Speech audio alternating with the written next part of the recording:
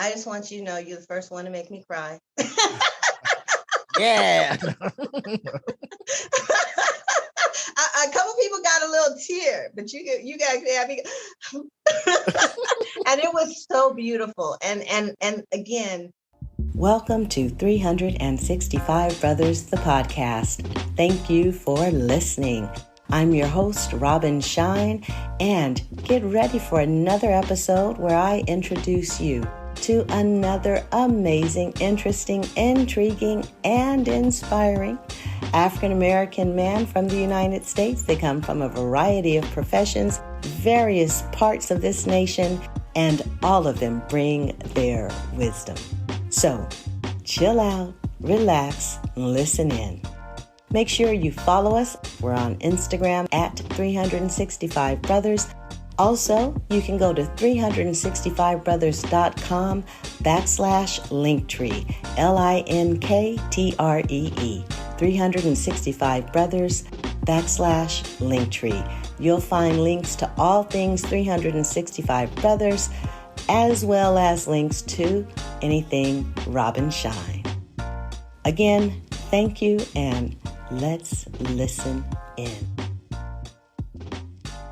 Today, we're speaking to a gentleman who has extensive experience as an arts educator and with getting young people out to vote. In terms of his background, he has worked with Boston Arts Academy, Dorchester Academy, Boston University, the Malden Public Schools, Reach for the Stars Academy. So many amazing things, including being the Young Civics Leader Coordinator and Education Specialist at Mass Vote. You see what I'm saying? And he's currently both founder and executive director of Dynamis. In addition, he was the 2019 National Arts Strategies Creative Community Fellow and is a member of the Martin Richard Institute for Social Justice Advisory Board. He's got some experience, is what I'm saying. Now, with Dynamis, what he does is he works with creatives, artists, to make sure that they have the tools and the understanding, the training that they need so that they can maximize their art. We're talking to Jay Cottle. Welcome, Jay. Thank you so much for having me. Thank you. Sometimes the introductions are short, sometimes they're long, but sometimes they're just people who are, you've just done so much and it just shows the experience that you bring to what you're doing today. And also the experience that informs some of the things we're going to talk about. So Sure. Before we go into the questions, I just want to ask, is there anything that you'd like to share with the listeners to help them get to know you better? Let's see. I'm first gen Caribbean American. All my family is from Barbados. So I visited there, oh my God, 2011. And I'm like, I want to be an expat there. Yes. Now that I've interrupted you. So you're from Barbados, my favorite island. Oh, I love it. Yeah. And it's just been an interesting, way of experiencing America and Blackness even in a lot of ways. And so, yeah, I also identify as an artist, specifically as a writer and musician. And I also have a podcast of my own. And you actually had my co-host of one of my podcasts, Miguel, here. So, yeah, those are kind of my intersections, a little bit of artistry, social justice, and civic engagement, and joy. I really love joy. I'm trying to have some more of that, particularly in these times. And it's not easy to, but that's the goal. I love that you name it specifically and own it as a necessity for you. That's what I heard. It's like, this is one of my necessities, joy in my day. Beautiful. All of it beautiful. And yes, you can hear his co-host, Miguel Lamstoy. His episode aired in July. And so if you did not get a chance to hear it, you definitely want to go back and check him out as well. But today we're focused on you, Jay. So I'm going to start off with this. What is a favorite song or movie, either now or all time? I've actually been thinking a lot about the Sister Act movies lately. They're making a third one, but I remember Whoopi was talking about how she was trying to get it made and it was really hard. And some exec said to her, like, who wants to see that? And it was so crazy for me to hear that because it feels like such a seminal film in my childhood and my generation. And a lot of us talk about Sister Act 2 because the music was great and Lauryn Hill and all that's all great. But when I thought about the first movie, I've rewatched it a couple times. And what I really appreciate that I think was a really like sneaky theme there was looking at how does a church show up for its community.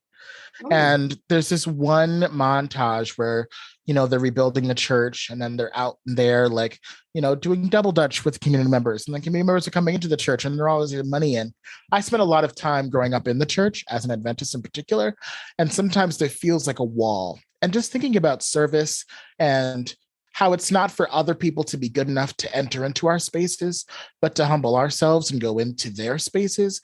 And by being kind and human and authentic, we then invite them in there and we demonstrate that, right? And so I'm just like, I know Sister Act is about this woman who's like hiding in a nunnery, but also that was such a prevalent theme of just breaking down and ignoring sometimes this dogma or this way of being and just being more human centered. And so it's like it's just a little cherry on the top of the sundae for me as to why I love that movie. Plus the music slaps. So It is, and it's hilarious. yeah. Right. Perfect. Let me ask you about words. What Sure. is a favorite quote, saying, metaphor, or book, and why? This was something I found in the midst of the pandemic and the social uprising. And as I mentioned, I like to hold on to joy, but it's one of those things where I just had all of these feelings and everyone around me had all of these feelings and we didn't really know what to do with them. And so I found this quote. It was from Brittany Packnett Cunningham, and I started sharing it in like my workshops, all these places. She says, I choose the discipline of hope over the ease of cynicism. I choose fortitude over fatalism. I choose to be who my ancestors protected and my creator formed. I choose strategy and organizing as the container for my anger. I choose to be more than a conqueror. And specifically, the line about the discipline of hope over the ease of cynicism in the face of everything that we were going through really spoke to me because, I this thing of trying to stay hopeful or trying to stay joyful as people are rightfully angry and rightfully scared and losing their lives, it felt like a cop out, right? It felt like there are bigger feelings I should be feeling right now. But to remain hopeful in spite of all those horrible things and reminding that we're trying to move towards someplace greater is hard but necessary. And that was a reminder that it's an important practice to hold on to, especially in the midst of all those pieces. So that's something that I've really been bringing myself back to. That's really been grounding me lately. I love it. And you make me, I think maybe because Barbados came up, Mm-hmm. and I remember visiting and touring different historical sites and, the slave trade. That was one of the first stops that Mm-hmm. slaves would be bought or sold, and then some would be moved on into the United States and so on. And I flash all the different stages of the civil rights movement, starting Yeah. with abolitionists and all that. But I also think about all the joy, right? The Mm. celebrations, the things that we now take for granted, the hymns, the Mm-hmm. things. Do you know what I'm saying? Yeah. And also talking to you as someone who nurtures artists, the Mm-hmm. role of art in being an expression, a place to place joy and hold Mm-hmm. on to it and express it, even in the midst of horror, right? And Mm-hmm. tragedy. And so I just gain an appreciation for, yeah, things are bad right now. Yeah. There's some stuff that needs to be fixed, but it's not as bad as it was. Right. That. And that there was joy even then to get to Yeah. where we are. And so Yeah. certainly there's room for joy now. Yeah. Um, Excellent. Well, I like to early on just give the person I'm speaking with an opportunity to share a little bit about how they came to be in that profession. And since joy is so important to you, like, what is it about what you do that brings Yeah. so much joy? For the longest time, I've said that I work in a lot of mediums and a lot of disciplines, but my primary like core identity is that of an educator. Mm. and it kind of comes up in all my other work. And I, was an artist for as long as I can remember, like literally from before memory. My mom was like, "You were in a choir," and I was like, "No memory of it, but okay."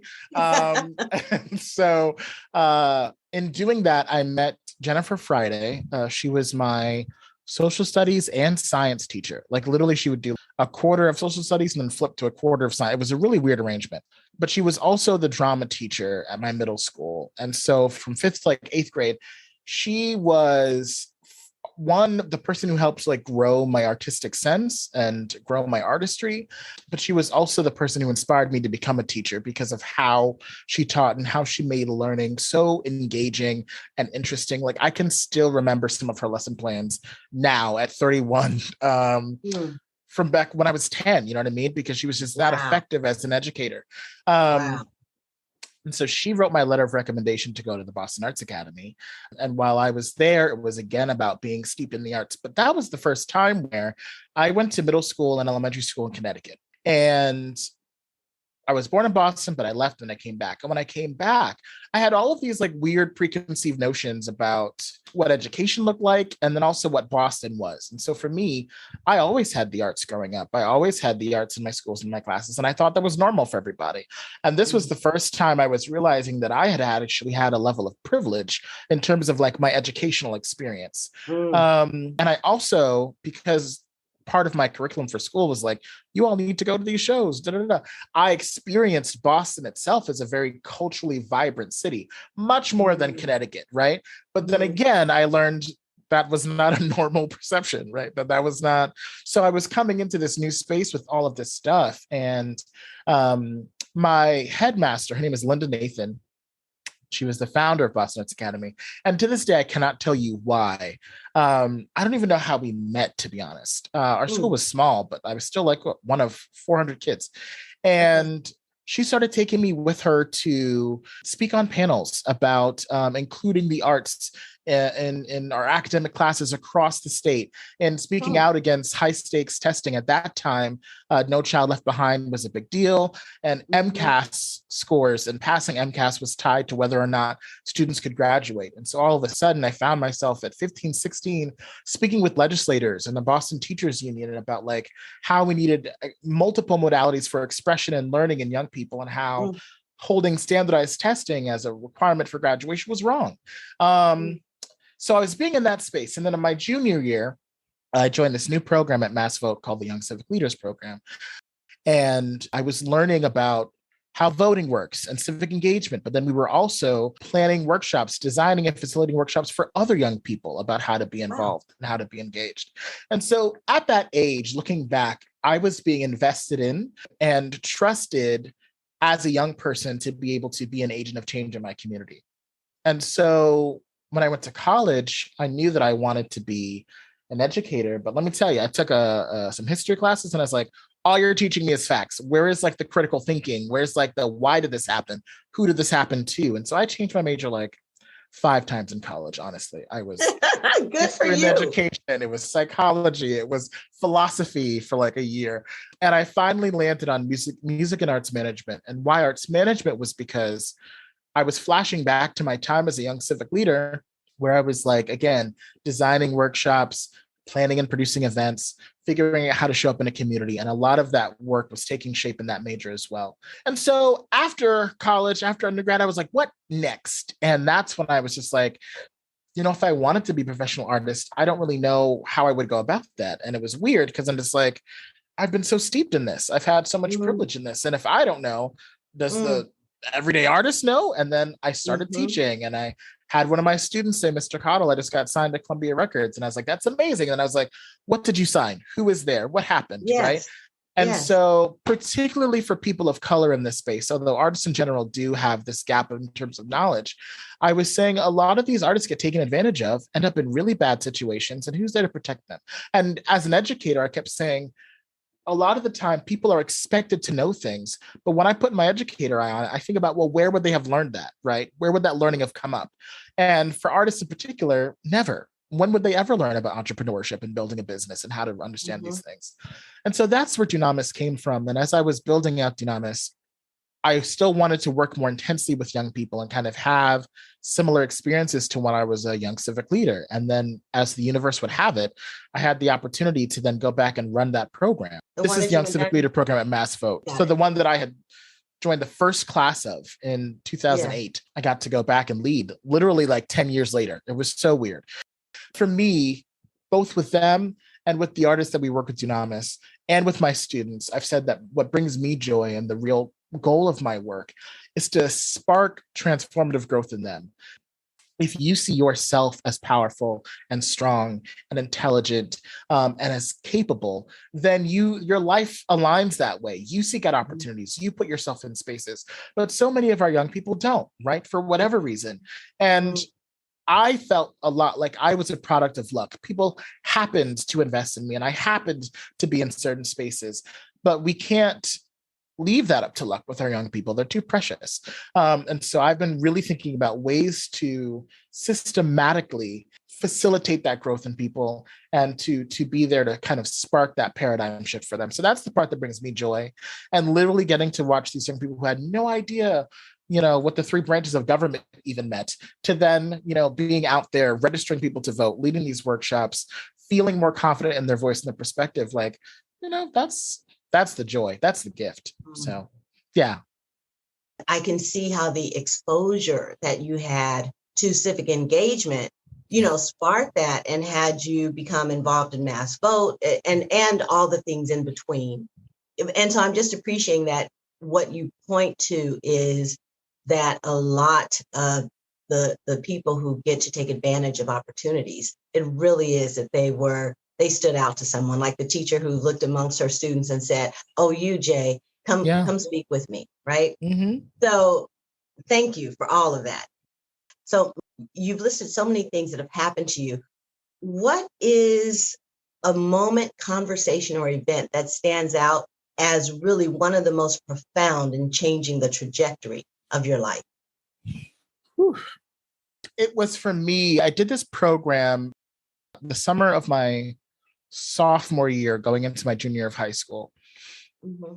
And it was a program called the Leadership Initiative run by the Boston Center for Community and Justice. And they took 70 teenagers, put them in like this camp for a week. And it was social justice camp. Every night it was a different topic that we would get into: race, gender, sexual orientation, class, privilege, all these pieces. And when I tell you, there was sometimes screaming and tears, but also a lot of laughter and connection. But it was really the first time where I was like the scales had been ripped from my eyes, right? Because before I was just like, oh yeah, racism is over. Like, that's not a thing.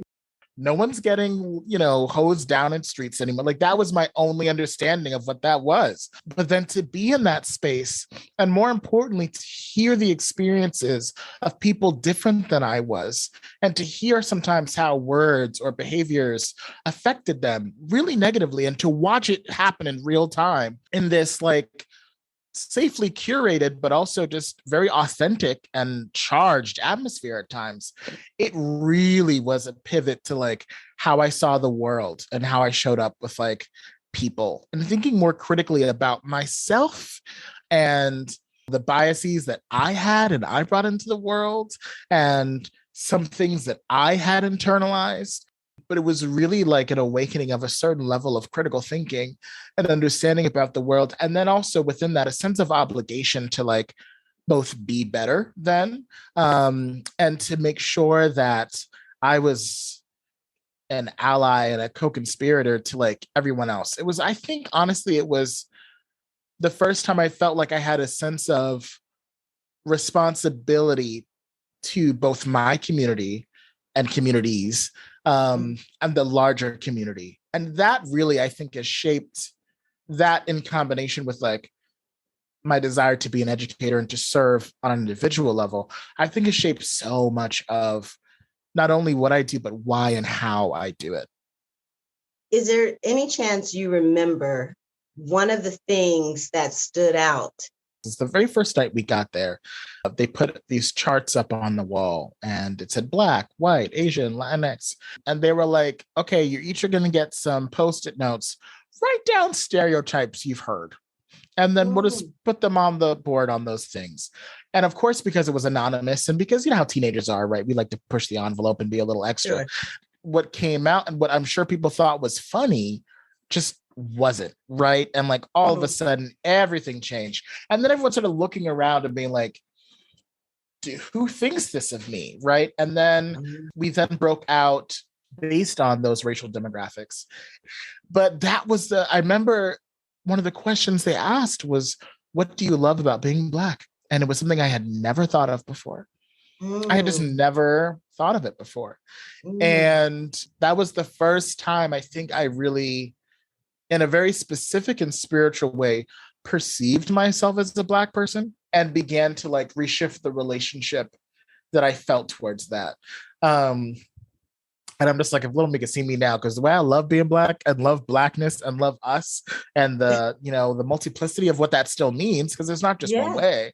Yes. But there are still, I feel like, these core isms and ways of beings and a sense of resilience and a particular way of just like setting the culture and being with each other, that I love so much. And that was, yeah, that started there. So yeah. Yeah. Oh, I'm so glad I asked. Thank you so much for sharing that. Mhm. And listeners, like whatever your ethnicity, I Mhm. invite you to answer that question for yourself. What are Mhm. 2 or 3 things that you absolutely love Yeah. about your ethnic group, your nationality? And same with gender. What do you love about it? Because we Mhm. spend so much time talking about the ism of it and you know Yeah. what I mean? Yeah. Um, I was just watching sorry, this morning. Have you seen these huge grocery carts, but they're turned into what do you call it? Street car, like cars, like you can drive them. Hmm. They're these huge, No. they're huge. Oh my And God. so she posted it, and it had some music. It was like something to welcome to Miami, right? And so you Mm. got the music bumping. It's like 5 Black guys. You can't really tell what their race is, but Mm. because of the music, I color it. Right. And they're in this car, and it just looks fun, right? Mm. So then of course, I had to go look up all these, huge, giant go-karts, that are like in the form of grocery cart. And so there's this one guy who's really famous for doing it, a white guy, and it's still fun when he does it too. But it Mm. don't have the same, Doesn't quite hit the same. Hmm. it don't have the same. Yeah, yeah, yeah, yeah, yeah. Hmm. Hmm. I love our flavor. Yes. It was like I had a similar thing where the other day I was seeing it was popping up in my Instagram. It was somebody in a Spider-Man suit, so completely concealed head to toe, doing a dance. And I was just like, I feel like they're moving like a white person. And then they took the mask off. I was like, yep, okay, yes. So it's just that little extra oomph, you know what I It's a mean? little something, something, Yeah, a little something. And then, okay, last one. So then Mm-hmm. I still looking, I found this other one of this Black woman who's in a smaller grocery cart, it's a regular grocery Mm-hmm. cart tied to something. And so these people, I'm going to send these two to you because they're Yes, please. hilarious. And so anyway, so they have the camera and they're laughing, and she looks over at them. She's in her little grocery cart, but the face, I'm just gonna let you see it when I send it to you. Mm. But it's like only a Black woman can do that face. Right. Hell yeah. Anyway. I love it. So yes, I hear you. So I normally ask, which accomplishment stands out the most, and Mhm. also which one means the most to you personally, and which one is the one that impresses others. I'm actually going to start with that one first. Of Mm. your accomplishments, in your experience, which one gets the most or It would definitely be starting my organization. So Dunamis actually began as an idea and then a project in grad school. It was an assignment we had. The class was called Ideas into Action. And the assignment was take an idea and turn it into something real. How would you go about that? And at the end of it, we just had to put a proposal together, do some basic stuff, pretend like you would apply for funding for it. And that's what it was. That was the project. But as I was designing that in school, it was at such like the intersection of so many of my joys and identities that I was like, I think I want to make this a thing. Like this might be my dream job that I've just created in this class. And over the next few semesters, I called the rest of grad school Dunamis Prep. I was like, I'm going to take that class as with this, and that class can help me with this. Hold on. Mm-hmm. I'm sorry to cut you off. Ooh, that's juicy. That is what I call owning. That is the difference between going to school and getting an education. Right. Amen. There. Yeah. Okay, go ahead. Yeah, no. And honestly, I was saying grad school was honestly one of my favorite educational experiences because a lot of the times all through college, even you're forced to do a couple things, right? You have to do your sciences with the lab or your blah blah blah, and you don't always love it, but it's a requirement. But grad school was the first time where I had almost full and total control over my educational experience. And so, yeah, I just kept taking this and taking this and taking this. And I started putting together a board of advisors. And so I graduated in 2016 from grad school. And then we became an official nonprofit in Massachusetts in 2017. In a lot of ways, yes, it is the thing I'm most proud of, but everyone else is really impressed by it. And sometimes there's a dissonance I feel because for me, it was never a dream. For me, it was like no, I will do this, right? And it felt like so certain that like when it happened, as proud as I was, it just felt like it's like it was the equivalent of me saying like I'm gonna walk to the store, and then I walked to the store, and everyone being at the store like cheering for me, and I was like I just walked to I said I was gonna do this. And so like I recognized that it took work, I recognized that it was hard, but for me, once I had that idea, it was just like, oh no, this is a thing that will be, period. I just have to figure out how. And so yeah, there's that dissonance sometimes with like everyone's like, wow, you did that. And I was like, yes, but like again, I had people, I had help, I had this resource of grad school, right? Like there were so many things that felt like there was just such alignment that it didn't feel like a dream or a far-fetched idea. So yeah. The name Dunamis. How did that come about? What does it mean? You're gonna love this one. Okay, so I told you that my major in college was philosophy for a second. And that was because I had a really great experience in high school learning about philosophy. And so we were learning about Aristotle, and he has this concept of dunamis. And dunamis directly in ancient Greek, the word translates to power. The fuller definition is the capacity to be in a greater or more completed state. And so Aristotle talked about dunamis in terms of his concept of potentiality, and more specifically, something's ability to be both what it is and simultaneously what it has the power to become, what it has the ability to become. And so he talked about the acorn and the oak tree. He's like, there's some things is and some things not yet. And the acorn is an acorn and not yet an oak tree. And what's really powerful about that is not only that it's both those things, but that it can transform into the other thing. And it really resonated with me, particularly as an educator, going back to what I said earlier about that shift. A lot of our people see themselves only as the acorn, right? And my job is to say, no, there is an oak tree in you. You are capable of so much. And once they have that understanding, you watch the change in real time, how everything changes for them.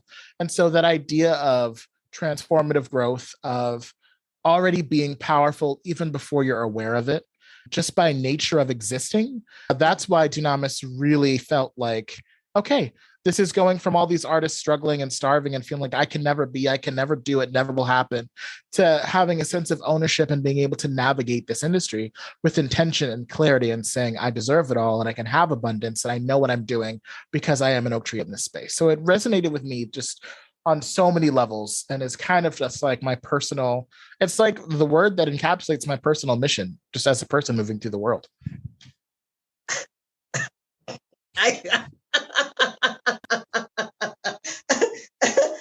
All those sounds are just my way of going, you were right. I love it. I had a feeling. I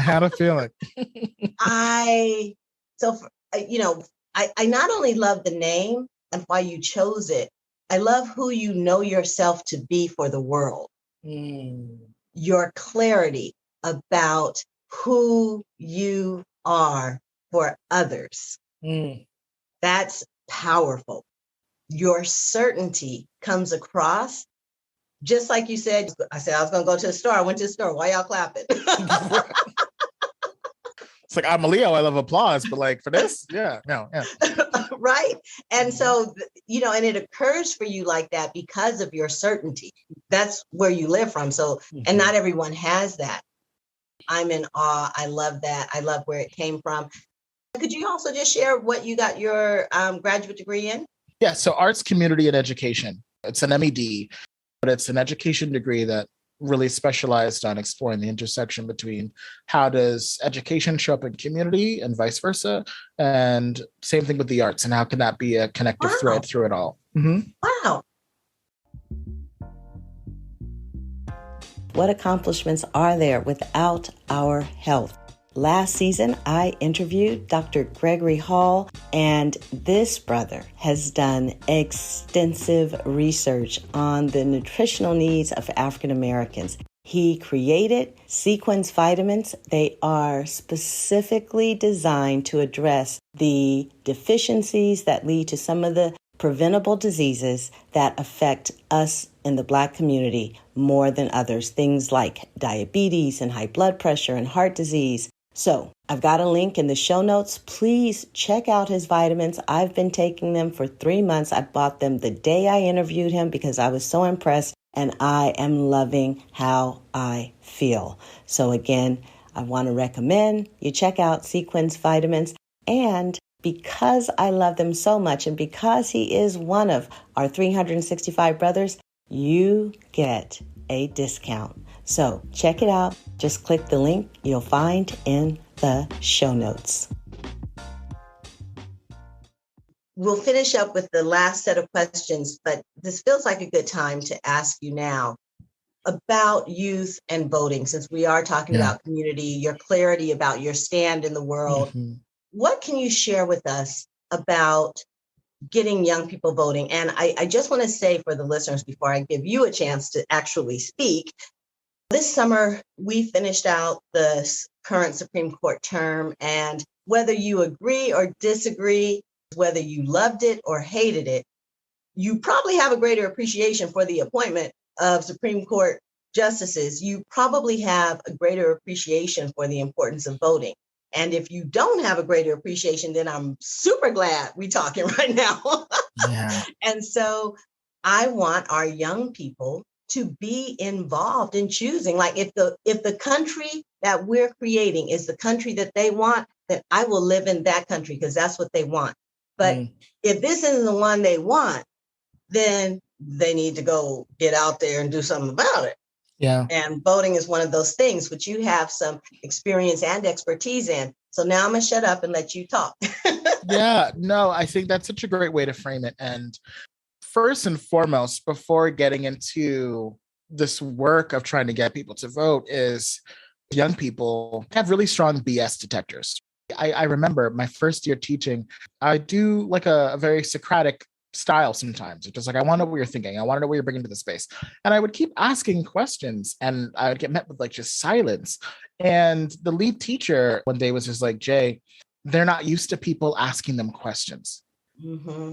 It's not about you necessarily. It's just they're not used to it, which broke my heart, right? Because they're told what to do, they're lectured at, they're talked at, and very rarely are they invited to share their perspective. So the very first thing I like to do before even going into the sermon is just like, how do you feel? What are your thoughts on this? Like, are you like in favor of these things, or are you frustrated? There's so much apathy.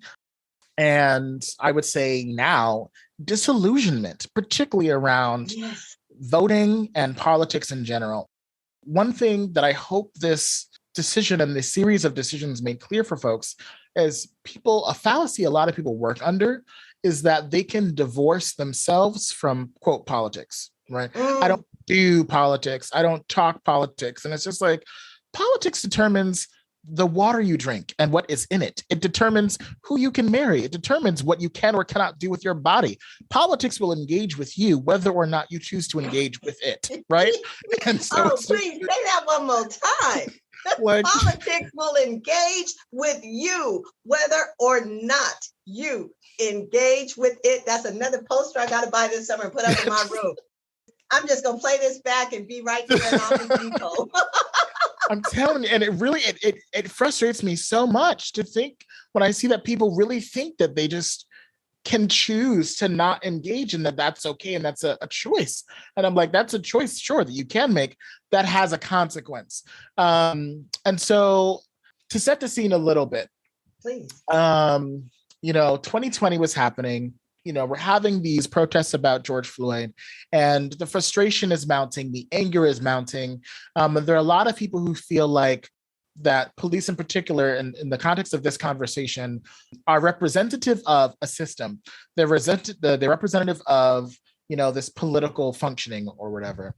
And as such, because it's a failure, then the whole thing's got to go. It doesn't work. And I had so many friends, young, my age, saying like, all you people telling us to vote, like, see, this is dumb. This is stupid. Don't do it. It serves no purpose. And I'm just like, guys, I understand. And then also, as these protests are happening, I'm noticing people, including myself, are just like, I'm angry, I'm upset, I want to have change, but being in that space doing that thing doesn't feel authentic to me. And so like, what can I do? What am I doing? And feeling like if I'm not out there protesting, am I not contributing to the movement? Am I being complicit? Like, how am I showing up in this space in a way that's needed right now? So I was struggling with that. And I did a training 3 or 4 years ago from a local nonprofit here that talked about movement ecologies. And it says for any movement to be successful, there are different theories of change and different practices people take and how they move and negotiate that change. One theory of change says, if we protest together, if we utilize mass protest, the function that mass protest serves is to organize large groups of people and to bring awareness to an issue. It's to stop it from being hidden and to show the impact that an issue has. It's a critical thing to do. That's mass protest.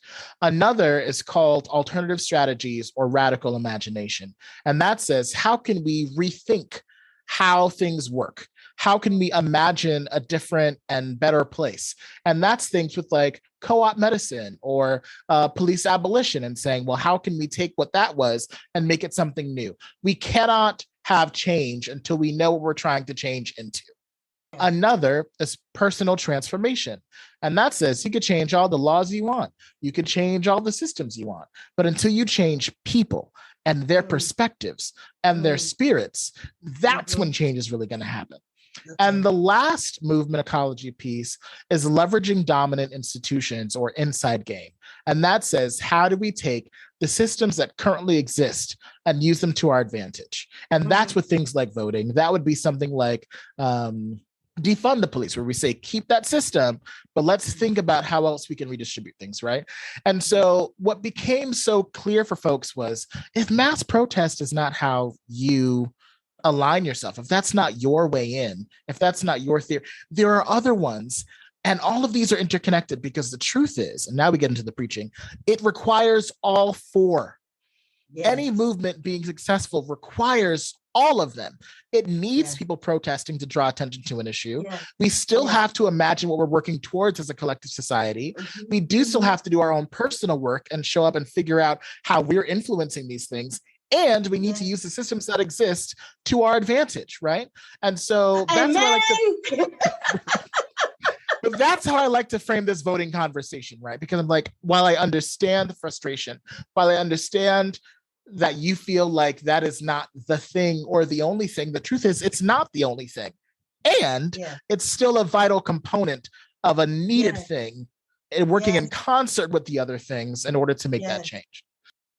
First, let's invite into the space. How are you feeling? What are you thinking? How do you engage with this conversation and all these pieces? 2, here's the larger map of how we can make change and exploring where you fit in here. And now, being specific to voting, it's a couple things. 1, when people think about voting, they think usually in the context of a presidential election. They immediately jump up to the macro view of just like, I'm voting for a president. And while yes, obviously voting for your president is important, we have seen several times now what happens when voter turnout is too low or too contentious, and you can see the effects of the role a president plays.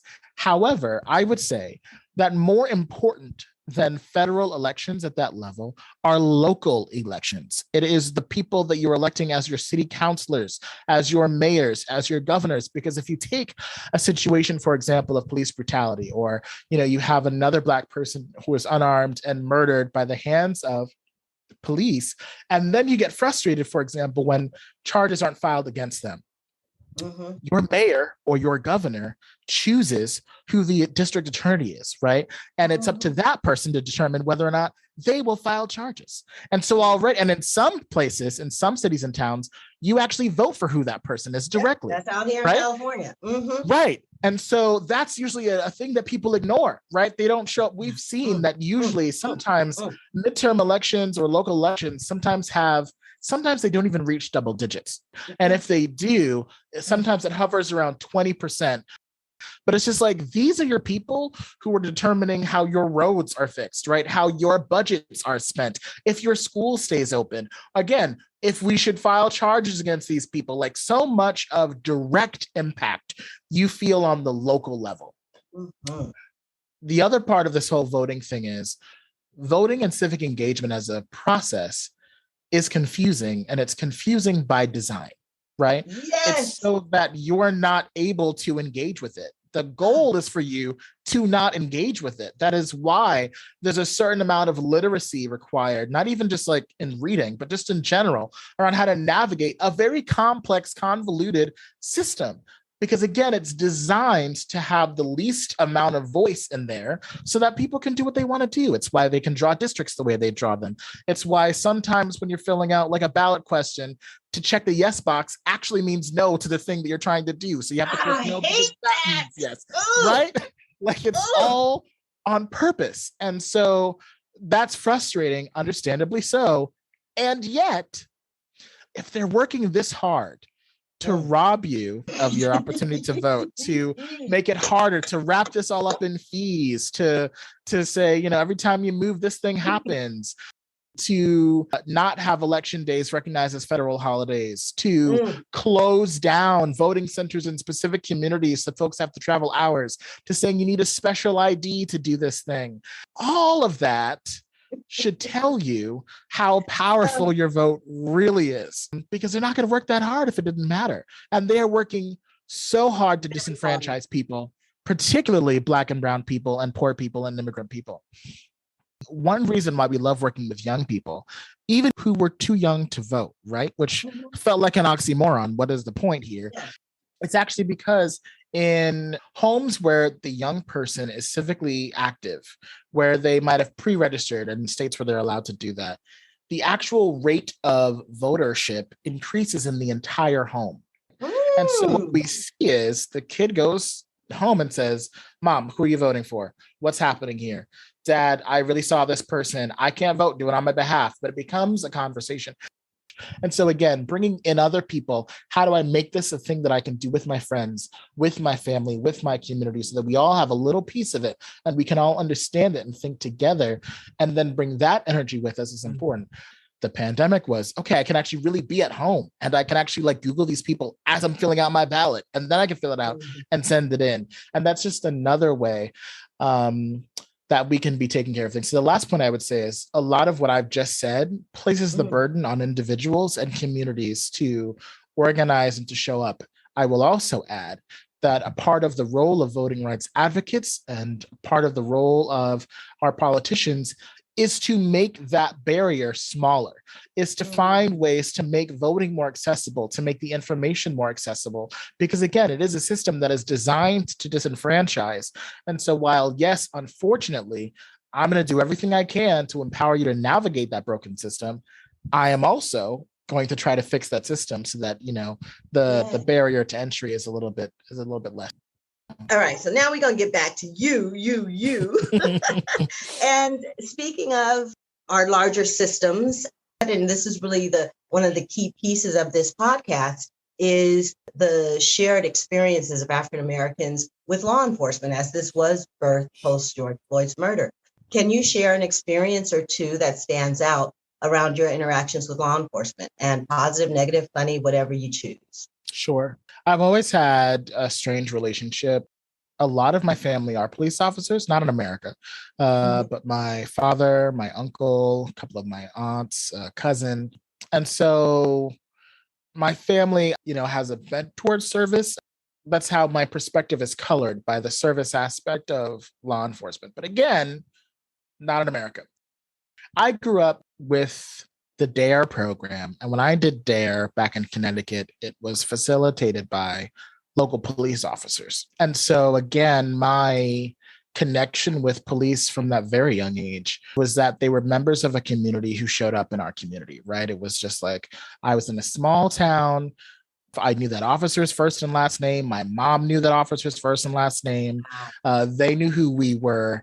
And I really resonate deeply with the aspect and idea of community policing and thinking about how that role can be broken down and how they need to be more integrated into our community and how our community itself needs to be tied into how we hold each other responsible and how we set some of these standards and how we work in tandem with, not in response to, not at the hands of law enforcement, right? And even law enforcement. And it's very easy to see, how once you give people some power, unfortunately, like we've seen psychologically, it affects the psyche, right? And then all of a Yeah. sudden there are things that change in their behavior. But thinking about it and approaching it from a place of, I'm a member of this community and my role in the community is to keep peace, is to facilitate safety. I think that's a very different way of entering into that space, and one that I personally feel is most effective and reminiscent of my personal engagements with law enforcement. And do you have a couple of examples from your own life that you can share? As an educator, and I love a lot of educators, a lot of them have had very positive impacts on my life, and some have had very negative impacts. And one of them, I'm gonna call her out by name because she was horrible, was Miss Jarbo. And I remember Miss Jarbo was our English language teacher who, had her issues, but she also couldn't spell. And we also thought it was weird considering that like her job was to teach us to spell. And I just Mm. remember a time where the class and the police officer poked some fun at her with that. And it was just a thing of just like, oh yeah, he's our buddy. He gets it. We're all together, like having this experience that was not about Mm. policing, right? It felt like it was Yeah. about being a member of our community. Yeah, Mhm. it says a lot about the community aspect, the Mhm. difference that that would make. I love that you knew their names first and last. Speaking of our nation, if the United States was a woman with whom you could speak, whether Mm. she's, you get to decide, mother, lover, stranger, neighbor, friend, you Mm. call it. If the United States was a woman, what would you say to Mm. It is okay to not be what you once were. I think this nation in particular, and sometimes we do this as people, we hold ourselves hostage to prior versions of ourselves and very rarely give ourselves the freedom to transform into who we need to be for ourselves and for the world right now. And so much of this country's dialogue is a document, some rules some men made a long time ago in a very different world that functioned very differently and did not have a lot of people at the table.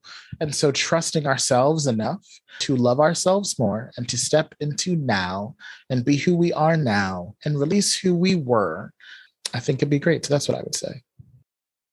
what I love about that? My listeners know I'm in my second half of my 50s now, Mm-hmm. and there is a transition into being a senior, not old, but Mm-hmm. an elder. There we go, Mm-hmm. a Mm-hmm. community elder. Yeah. And there's a new way of relating to myself.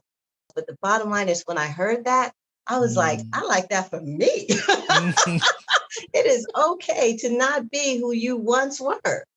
And I love that for our nation. It's so on point. And I love asking that question of brothers, just because each one says, there might be, let's say I could put them into five broad categories, five buckets. Mm-hmm. How each brother says it is so unique and so often poetic to me.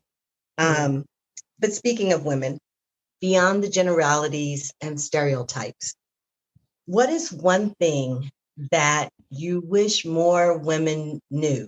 Lovers, sisters, mothers, daughters, aunts, nieces, about the Black man's experience in the United States. I think this is universally true, but I'll mostly speak for myself.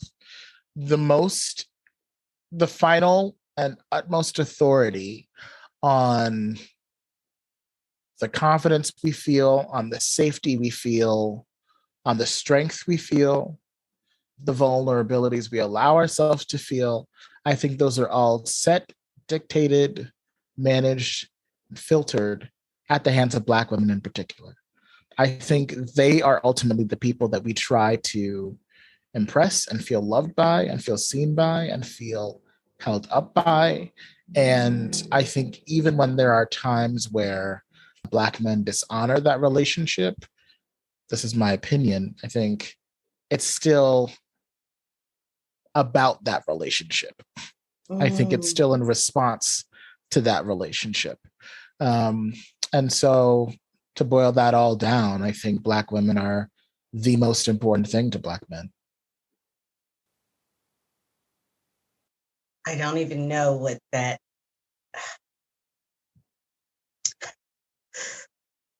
I'm actually surprised just hearing you describe that. It's an unexpected experience for me to be so moved by that. And I am. I don't have sons. I'm not married. And yet I know what you mean. I know that it's true. I know that we don't own it. And I know that we don't recognize how much our view, our opinions matter, impact, and when done nicely, rightly, or not, I don't like to use the word right, but that it also has the power to nurture and empower. And I guess I'm cheerful in part because I'm aware of how much more we could stand there knowingly, intentionally, willfully, and powerfully. And then I'm also touched on the other side of it in that it's almost like I know we don't let that into our own hearts that we matter that way to Black men. Yeah. Thank you for that. Absolutely. We doing some healing over here. I love that for us. Yeah. That was beautiful. You've just empowered me. And the next question is actually about power. And I think you've actually already shared so many, but I do want to give you the opportunity to say for yourself, what is a moment that for you epitomized the experience of power? Wow. I just went through an answer and then the real answer revealed itself. What I would say, and then I'll say the real answer afterwards, but the first answer that came to mind was I usually feel most powerful when I have and when I feel grounded. And groundedness means for me having almost complete agency over myself and my life, financially, emotionally, spiritually. I work for myself, right? Like I make my way through the world. I determine how I show up in relationships, where I do and do not go. But I'm in therapy and I'm learning that I exert a lot of control in my life because I have a fear of vulnerability. As an artist, as an educator, I can be very transparent. And I think sometimes transparency cosplays as vulnerability. Yeah. And I would trick myself into thinking that I was vulnerable because of that. But then I was learning, like, well, no, what you feel comfortable being transparent about is that's not vulnerability.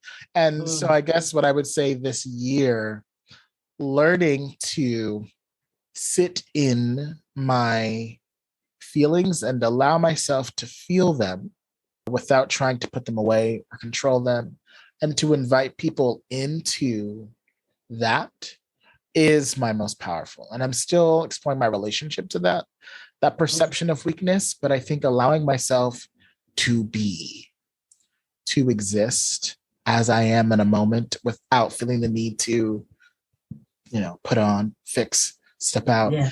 I think I'm learning that that's when I'm at my most powerful. So yeah. Got it.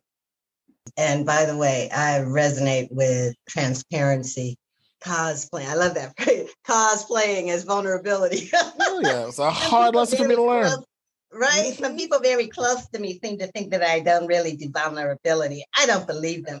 Right. Literally that. Mm-hmm. Anyway, the last question is this. I have a gift for you that I wish were real, but it is a gift as a thought experiment. And that is, imagine that you can spend 5 hours with any other Black man living or moved on to the next dimension. Who would it be, and what would you do, or what would you talk about? I've never thought of this question, but it actually would be, and we share a birthday. And I remember as a child, I didn't know who this person was. I was like, ugh, no celebrity, just this person. But it's James Baldwin. And Ooh. yeah, I think the older I get, and again, the more I explore Blackness, my relationship to Blackness and social change, I think he's fascinating for so many reasons. One, for obviously his role in the civil rights movement, but then two, just as an artist and as a human, making his way and still finding ways to express himself and maintain his art and be present. And I'm at a place now where I say, like, I'm no longer educating white people about like racism and its impact. Like, I don't have the emotional bandwidth anymore for that. But he is someone who I'm sure at great cost to himself did. He kept putting himself in those situations to like, at a even more separate and volatile time, have those conversations and be honest and negotiate that. And so yeah, I think I would thank him, and then I would ask him about Paris, and I think just soak up the fount of wisdom that I think he was.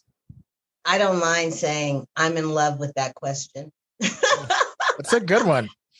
I feel blessed that muses, inspire what they inspire, but that question has yielded so many interesting answers and people that we don't think about all the time, like we think, Malcolm X, Martin Luther King, and I'm not crushing on those people for whom that's the person they'd want to meet either. But I just, in the past 6 months or so, something came up with James Baldwin. I'm not even sure what it was, but then I started just, YouTubing him more of some of the interviews he did. Yeah. And it's because of that when you share what he did, that I get it. There was, he would go, Dick Cavett, these, the people who were leading shows and talk shows of that era, right? Yeah. He would go in, and exactly like you said, it wasn't just, and I'm sorry, you're the one want to meet him, but I'm over here crushing myself going, I know, right? I'm good. But what I loved was the way that he was so straight. Like, he didn't try to make it cute or, respectable. He was like, well, look, it's because as white people, blah, blah, blah, blah. And for Black people, it means that we, la, la, la, la. But he wasn't confrontational. He was just straight and clear. And, I love that choice. Oh my gosh. I swear, like if there's some genie, fairy, angel, whatever that grants this wish, I'm gonna tell you right now, I'm gonna be in heaven and be like, hold on. No, y'all can't start yet, because I want to sit on that one too. I love it. I will send you the Zoom link for sure. If that competition happens, yes. I'm gonna be like, I interview all these people and this and that, and I want to be on this one and this one. Right. Well, y'all just gonna have to make time. A little time turner, go back and forth, whatever. Yeah. Right. Look, it's a different dimension. We can make this happen. I want to be in on all of what them. rules. Well, I always have a good time because it's just a privilege to be in the company of the men who respond to being interviewed on this show. But before we close out, I just want to ask you, now that we've had this conversation, for yourself, what did you get out of having this conversation? We didn't even really touch this as a queer Black man. I think I have a lot of feelings and relations to masculinity and sitting in that and confronting that and owning that and walking as that.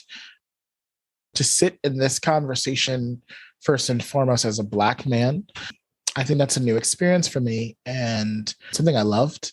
And a lot of these questions I think were affirming. And I sometimes learn as I'm saying things out loud, or I have new awarenesses, as they happen. Yeah. And so I feel like I'm leaving this even like in a better place where I can be more intentional and gonna sit on some things and reflect on some things and hold some things.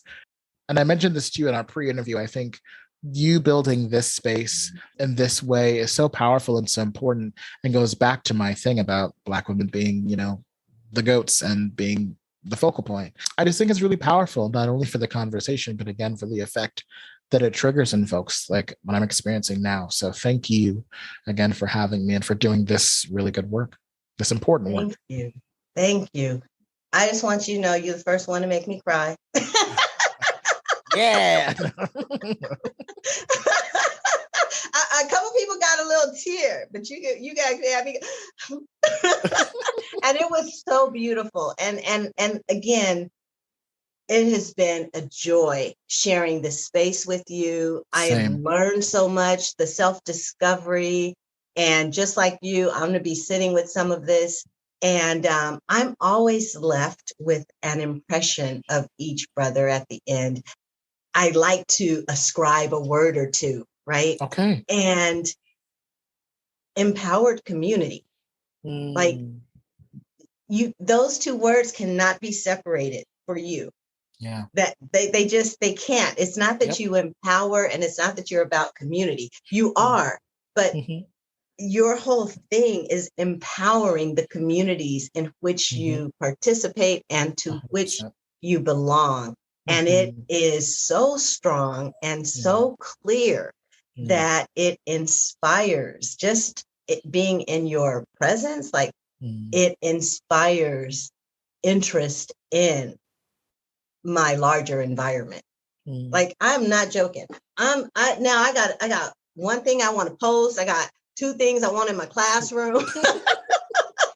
And they're all about, and each of them is about me taking from this conversation what I can put out into my communities to empower them. And so I just want you to be clear that just being who you are inspires people to empower their communities. Thank you. Thank you. Yeah. Before we go, there are going to be links in the show notes for all the places that they can find you and this and that, which will primarily be Dunamis. I want you to just give them real quick for those who are just listening and they're going to remember it in their ear and don't need to go to a show note. Yep. How they find you. So you can go to Dunamis Boston. It's www.dunamisboston.org. There you can plug into all the work we're doing, learn a little bit more about me and all that good stuff. So yeah, that's the place to go. Make sure that you follow us on Instagram at 365 Brothers and subscribe to our YouTube. And you can subscribe wherever you listen to this podcast if you are an audio listener. All right. And thank you for listening. Thank you for listening to 365 Brothers. I certainly hope you enjoyed the episode. I encourage you to subscribe. Please leave a review. I want to know what you think. Also, if you know someone who would be a fantastic guest for 365 Brothers, please direct them to our website, 365brothers.com. You'll also find all the episodes there, 365brothers.com. And your support is welcome. And remember, to listen is to love.